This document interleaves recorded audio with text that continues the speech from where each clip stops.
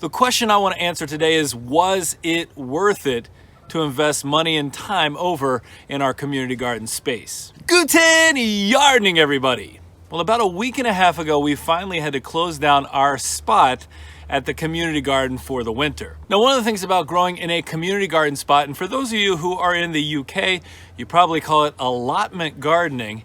One of the things about that is that you can't get in before a certain date and everybody has to be out by the same end date. That way they can take care of what they need to take care of over the winter. Now, what that meant for us in terms of getting everything closed down over there was to go in and pull up all the temporary fencing that we had put in there. And then I created a pretty large pile of soil there from when I harvested the sweet potatoes, a bunch of clay.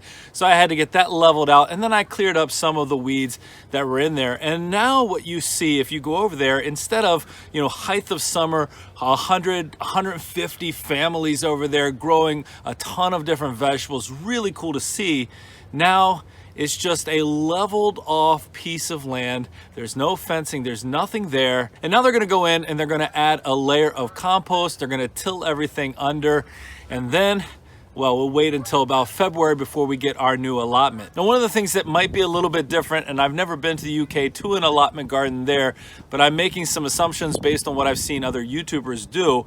It seems to me like most of the time you keep your spot longer term, maybe even year round over there. And if you want to give it up, then somebody else can take it over, but you have that spot for as long as you have it reserved. Here, for our community garden spot anyway, you keep your spot over the growing season, and then the following season they try to keep you in the same location or somewhere near it, but it's not like you put up any kind of permanent fence, any kind of permanent shed or anything like that at the allotment. Instead, it's just a full cleanup every single year. Now, what I want to do in this video is talk about the cost of everything that we put in, and then really the value of what we got out of there to determine, was it worth the time, was it worth the effort, etc., in growing in that space. Now, the space that we grew in was 24 by 36 square feet, so that's 8 by 12 meters square. Now, when your home garden is as limited as ours is in terms of our overall property size, that's a substantial increase to the amount of growing space that we have. That's a pretty big garden for us. So what I want to look at here is the cost of rental, which is $75 for the entire growing season, plus the cost of the seeds, etc., that we planted in there, and then do a bit of an estimate as to what kind of dollar value that brings to us. And so here's what I can tell you about the costs that went into that garden plot. So we had $75 for the cost of the rental. Now we add to that the fact that we planted about $26 worth of seed corn in there. So what I mean by that is we had 2 different bags, a couple of hundred seeds in each one, and each of those bags was $12.99. So $26 is the cost of the corn that we planted there. We add to that the cost of the winter squash, and I'm going to estimate we probably planted about $3 worth of seeds. Now, we didn't plant them as seeds, we planted them as seedlings, but I'm going to go with a $3 amount because I think that's fair. Now, add to that the sweet potato slips that we planted there, and the cost for those slips was about $10. Now, given the number of slips that we planted, you might think that the cost would actually be higher, but because we bought them in bulk this year in our attempt to grow more sweet potatoes than we've ever grown, well, the cost was actually a little bit reduced. Our corn seed came from Gurney, so you can see exactly what I'm talking about in terms of cost. So we add all that together, we get about $39, and I'm gonna round that up to $40 in cost for what we planted in there, plus we're gonna add the $75. That brings us to about $115 worth of investment. Some of the other things that we planted, like in the fall, were from our seeds that we collected last year, so I'm not adding any additional cost in that way. So $115 investment. Now, that does not include the price of the fertilizer, and so I'm going to add a full bag of fertilizer to the cost here, which adds about another $30, which puts us total in at about $145. I'm not calculating labor because, well, quite frankly, we're going to be working in the garden no matter where we are, so I'm not going to add that, but I'm putting that total amount invested at $145. So then we can take a look at what we got out of that garden space. We got about 17 dozen ears of organically grown corn. Now, in our area, and I know this for a fact because I looked, we get about $6 per dozen if we were trying to buy a dozen ears of organic corn. So $6 times 17 dozen ears of corn is about $102 worth of corn that we grew. And to be quite honest, the corn didn't perform as well as we would have liked. I think we could do better with that, but that's still about $100. Now for our sweet potatoes, we got about 34.2 pounds of sweet potatoes out of that single bed. Now what I want to do is to round that up just to make it easier for the math, and I'm going to say 35 pounds of sweet potatoes.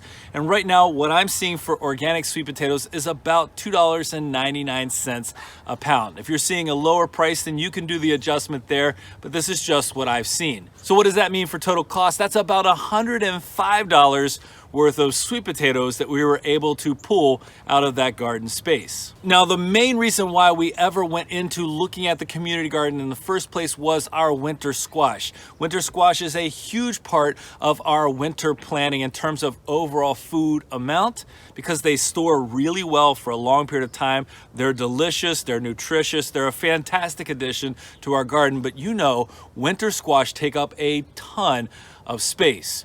This year, we harvested 204 pounds of winter squash from that community garden space.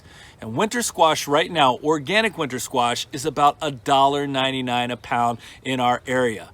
That means, you can do the math quickly, that's $408 of value from the winter squash. So if I look at it all together, we're talking about $615 approximately of organically grown produce that we got from our community garden lot. And I think we can do way better than that. But let's look at that value then versus the cost. We spent about $140 there. We got about $615 of return on our investment. In my mind, that is a really good investment, really good return on investment for the amount of time that we were able to spend. And that's something else I'll say too. You know, sometimes the community garden becomes a little bit of a side project for us, meaning that we don't get over there as often as we should to weed, to take care of everything because we have so much going on here at Guten Gardening. And so I think, simply speaking, if we keep the weeds down, we'll get better production. If we're more attentive to what's going on over there, we'll get better production. If we time it better and we really have our crops set for the rotation we need, we can get better production. I'll tell you this also, one of our community members suggested, because they saw the 3+ hour harvest it took for me to harvest the sweet potatoes there, they said, you love growing in hay, why not try growing in hay bales at the community garden? That's a fantastic idea. I think there are simple things we can do to take that number, that $600 number, and really bring that up. And I don't think we have to do much more in terms of expenditure at the allotment itself, at that community garden space. So I'm definitely going to say to you that today, I think gardening, if you can find access to a community garden spot, if you can find a place that even gives you a small bit of square footage or square meterage where you can grow your own food, I think if you just go online and Google local allotment or local community garden or renting small garden space, you're going to be able to find something at least somewhat locally.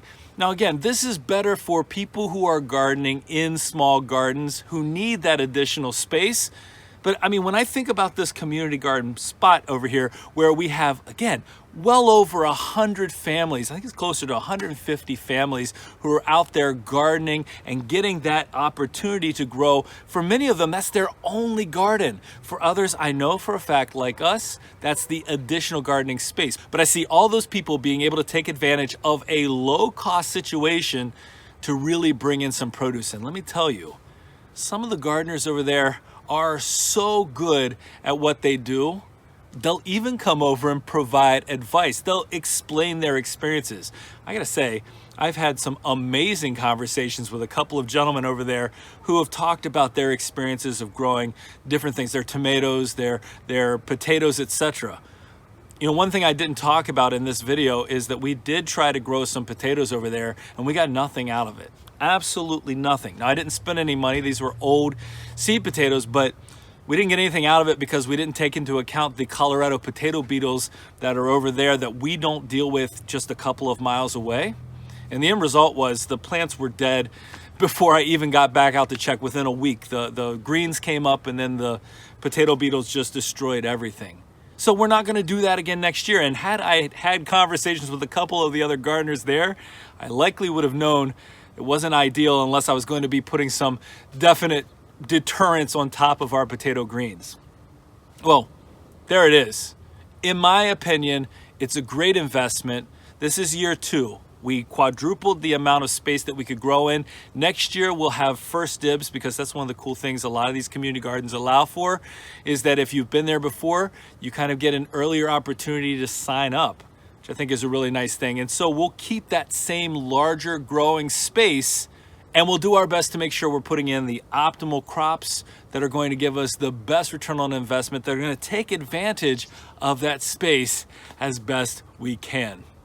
Well, I hope this was an interesting video to you. We're going to do some videos in the future where we take some of the harvests that we did this summer and value them out. Like, look at it pound by pound and talk about the value of those harvests. I think that is so important for people to see, because when we think about the idea of the work that we're putting in, the amount of money that we're spending, at least initially, a lot of times people will sit there and say, well, I don't really think it's worth it. Well, it goes far beyond just the taste, far beyond just the experience. I believe there's some absolute value in growing your own food, especially when we talk about the money.